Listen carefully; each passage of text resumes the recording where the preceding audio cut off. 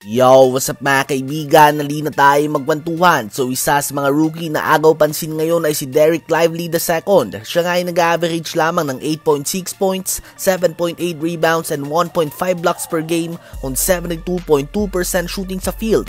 Ang number 12 pick rookie na ito ay isa sa mga player na may malaking impact sa Dallas Mavericks. Agad niya ngang kinuha ang pwesto ni Dwight Powell bilang starting center ng Mavs. Ganun pa man kahit hindi nga ganun kataas ang kanyang stats, laban sa mga kapwa niya rookies ay palagi niyang na-outplay ito.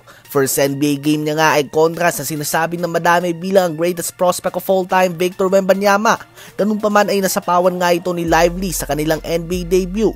Siya ay nagtala ng 16 points, 10 rebounds, 7 of 8 shooting sa field. Siya din ay nagtala ng team best 20 plus mga kaibigan.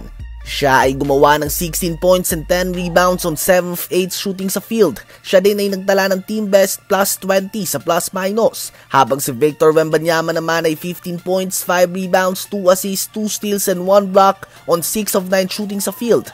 Kahapon naman kontra sa OKC Thunder ay mas maganda din ang kanyang pinakitang performance kaysa kay Chet Holmgren. Ang number 2 pick ng OKC ay nagtala ng decent performance sa 11 points, 11 rebounds and 5 blocks. Habang si Dereck Lively naman ay gumawa ng 20 points, 16 big rebounds and 6 blocks. Kontra nga sa top 2 Rookie of the Year candidates ay napakaganda ng nilalaro ni Lively mga kaibigan at napapansin nga ito ng madami dahil sa national televised game na ito ginagawa.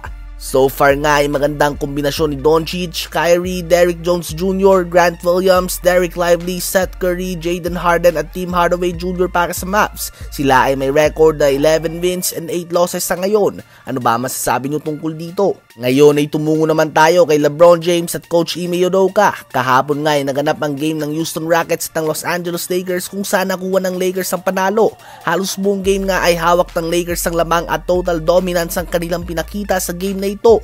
At sa isang parte nga ng game ay napatalsik nga si Coach Ime Udoka ng Rockets matapos na makipag-usap kay LeBron James. Nang matanong nga sa LeBron kung ano ba ang pinag-usapan nila ng coach ng Rockets, ayon kay LeBron ay pinag-usapan lang nga daw nila ang Thanksgiving. Ngunit ngayon nga ay lumabas na ang mga video ng mga malapit sa pangyayari at dito nga ay narinig na sinabihan ni Coach Udoka si LeBron na tumigil sa pag-iyak tulad ng mga babaeng aso. Sinagot ito ni LeBron na matanda na nga daw silang lahat. Hindi nga daw cool ang paggamit ng B-word. Tinawag naman ito ni Ime Udoka na malambot at kung umasta nga daw ito ay akala mo ay may gagawin talaga ito. Tumigil na nga daw sa pagiging babaeng aso.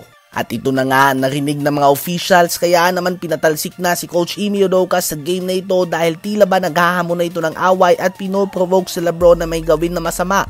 Posibleng strategy niya nga ito upang mapikon si LeBron at mabigyan ng 2 technical foul at mapatalsik din sa game.